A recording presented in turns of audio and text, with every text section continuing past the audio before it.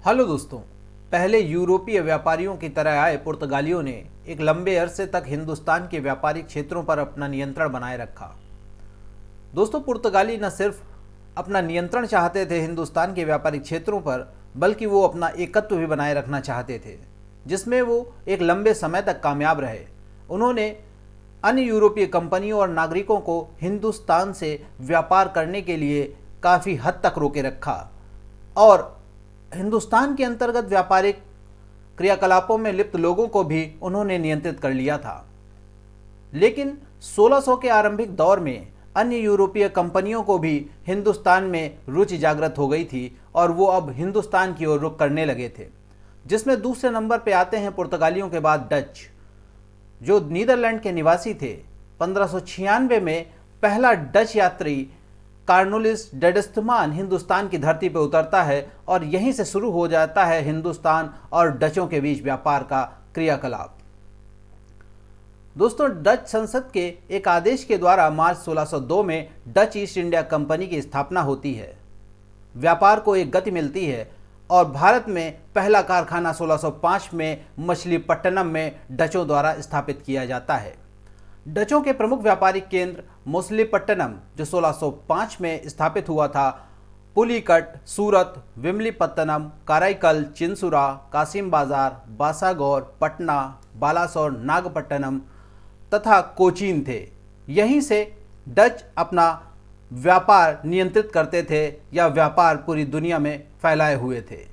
गोल्ड्रिया, जिसे पुलिकट के नाम से जाना जाता है, भारत में डचों की एकमात्र किलाबंद बस्ती हुआ करती थी।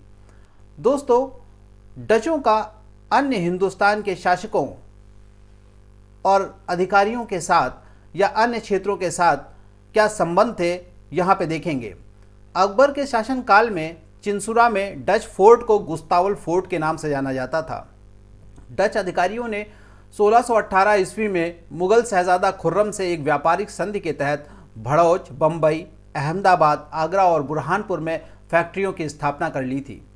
डचों का मुख्य प्रशासनिक केंद्र बताविया पूर्वी एशिया में स्थापित था, जिसे डचों का मुख्य प्रशासनिक केंद्र माना जाता था और यहीं से वो हिंदुस्तान तथा अन्य विश्व के देशों तक अपना व्यापारिक माल पहुंचाते थे या व्यापार को नियंत्रित करते थे। डच कंपनी के प्रशासनिक अधिकारियों को भद्रजन 17 या जेंटलमैन 17 के नाम से जाना जाता था। 1638 में शाहजहां ने डचों को शोरा व्यापार करने की अनुमति प्रदान की। 1657 में गोलकुंडा शासक ने सिक्का ढालने की अनुमति भी डचों को प्रदान कर दी थी। 1662 में औरंगजेब ने एक फरमान द्वारा डचों को 3.5% चुंगी की अदायगी पर बंगाल, बिहार और उड़ीसा में व्यापार करने का एकाधिकार प्रदान कर दिया था। बहादुर शाह ने 1709 में चुंगी की दर घटाकर 2.5% कर दी थी, जो औरंगजेब ने पहले 3.5% आरोपित की थी। डचों ने भारत में मसालों के स्थान पर भारतीय वस्त्रों में अधिक रुचि दिखाई। दोस्तों, पुर्तगालियों की तरह डचों को भी हिंदुस्तान के मसाले काफ़ी प्रभावित करते रहे और उन्होंने उन्हीं के व्यापार के लिए हिंदुस्तान का रुख किया था।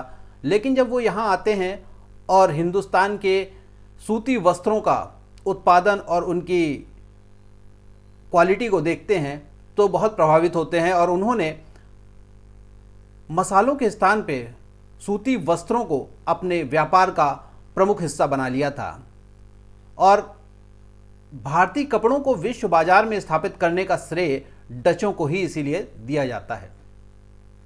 स्वर्ण निर्मित पैगोडा सिक्कों का प्रचलन भी डचों ने ही किया था। दोस्तों, बात करते हैं डचों के पतन की, तो 1654 में अंग्रेज एक महत्वपूर्ण शक्ति के रूप में उभर आए थे और 60-70 वर्षों के संघर्ष के बाद 18वीं शताब्दी के प्रारंभ में डच शक्ति अंग्रेजों के सामने कमजोर पड़ने लगी थी। 1759 में अंग्रेज और डचों के मध्य बेदारा का युद्ध होता है, जिसमें अंग्रेज जीत जाते हैं, डचों की बुरी तरीके से हार होती है और दोस्तों, यहाँ से अंग्रेज डचों को हिंदुस्तान की ज़मीन से खदेड़ देते हैं। डचों का प्रभाव हिंदुस्तान में काफ़ी कम हो चुका था। अंग्रेज अब हावी हो चुके थे और व्यापारिक क्षेत्र अब उनके नियंत्रण में आ चुके थे।